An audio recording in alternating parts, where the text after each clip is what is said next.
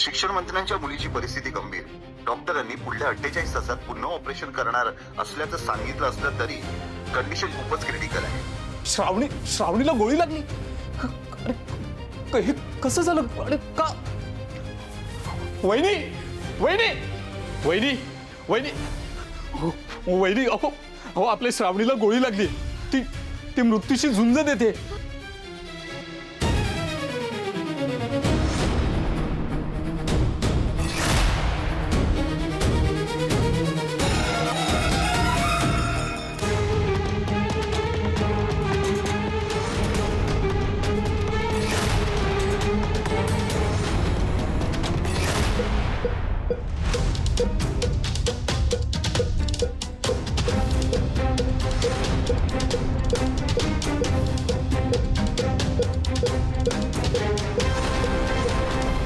पहिली हो श्रावणीला रक्ताची फार गरज आहे आणि तिचा ब्लड ग्रुप फार रेअर आहे. आपण तुमचं रक्त तिच्या रक्ताशी मिळतं. हे बघा आपल्याला निघावं लागेल.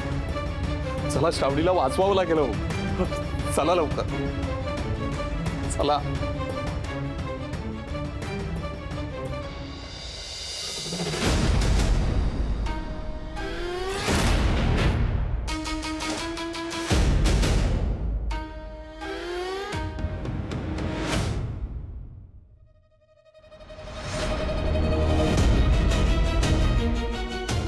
शुभू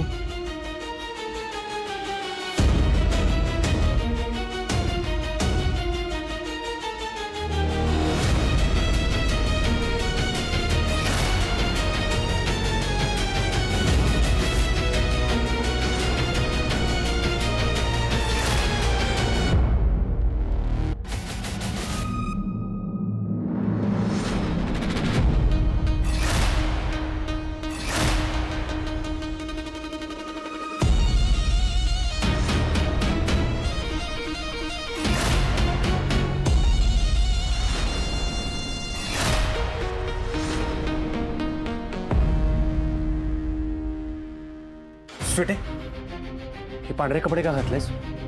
ह्यो नवीन नाटकीपणा काय आता? अरे असं काय बोलायला शुभू? आता श्रावणीला गोळी लागली ना हो, मग ती तर मरणारच आहे की.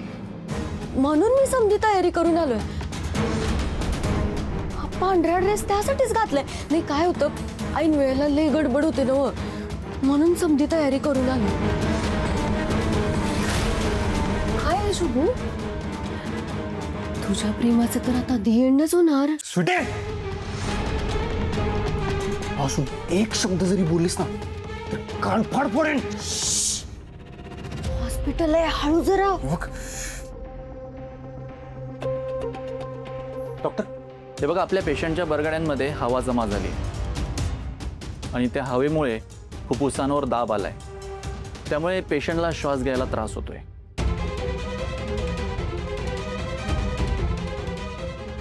डॉक्टर काहीतरी उपाय असेल ना? हो आहे. आम्हाला लवकरात लवकर चेस्ट ट्यूब इन्सर्शन करावं लागेल, ज्यामुळे जमा झालेली हवा आपल्याला बाहेर काढता येईल. कदाचित मला असं वाटतं की फुफ्फुसांमध्ये रक्तही जमा झालेलं असू शकतं. हे बघा तुम्हाला जे हवंय ना ते करा डॉक्टर, पण श्रावणीला वाचवा. हे बघा आम्ही आमचे प्रयत्न करतोय, पण शेवटी सगळं देवाच्या हातातच आहे. डॉक्टर आमच्यासाठी आता तुम्हीच देव आहात. वाचवा श्रावणीला डॉक्टर. हे बघा तुम्ही आधी शांत व्हा. काय ना जे व्हायचं ते आपण टाळू नाही शकत, पण प्रयत्न नक्कीच करू शकतो. डॉक्टर तुम्हाला जे करायचंय ते तुम्ही करा. बाकी आम्ही देवाकडे प्रार्थना करतोच आहोत. शुभू अरे प्रार्थना वगैरे करून आता काहीच उपयोग नाही. नाही आता एवढी गोळी लागली ना मग वाचायचे चान्सेस तर तसे कमी दिसाले. ते ट्यूब का काय ते घालणारच नव छातीत. त्याला वेळ झाला नव तर काय पण होऊ शकते. असं नको व्हायला.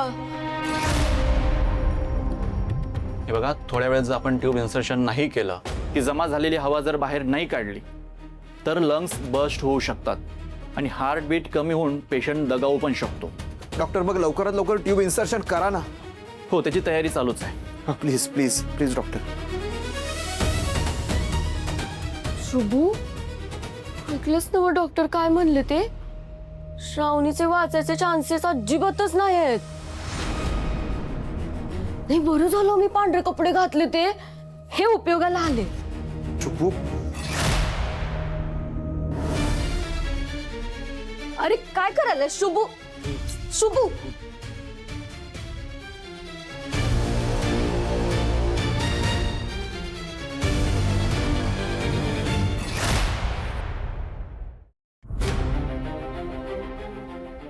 काय बडबडालेस? तू माणूस की इकून खाल्लास काय ग? हा? तिने तुझं असं काय केलं? तिच्या जीवावर का उठलेस तू? अगं ती मरा लागल्या आणि तुला आनंद व्हायलाय. कुठल्या मातीची बनलेस का तू? हं? सांग मला कुठल्या मातीची बनलेस? तिने काय केलंय असं तुझं? काय केलंय? तू नेहमी छोट्या छोट्या गोष्टींवरून गैरसमज करत राहिलीस, मनात नेहमी आकस करत राहिलीस. अगं तिने काहीच केलं नाही तुझं. उलट तुझ्यासाठी तिच्या मनात कधीच वाईट विचार नव्हते. ती नेहमी तुला समजवत होती, पण तू कधीच समजून घेतलं नाहीस. हे बघ, मी तुला शेवटचं सांगतोय, जर तिच्याविषयी एक बी शब्द वाईट बोललास ना, या शुभूसारखा वाईट कोण नसेल ना. शुभू कसला भोळ आहेस रे तू? अरे आता मला बोलून काहीच उपयोग नाहीये. का माहितीये? कारण मी आता निर्लज्ज झालोय बघ. माझे काळीज आहे का नाही दगडाचं झालंय, त्याच्यामुळे आता कोणासाठीच दया माया भावना काहीच वाटत नाही मला. कारण त्या समध्या का नाही तुझ्या प्रेमाबरोबर मेल्यात बघ. मेलत ना? तुला श्रावणीविषयी वाईट बोलायचं ना? बोल. कारण कावळ्याच्या शापानं गाई गुरं मरत नाहीत.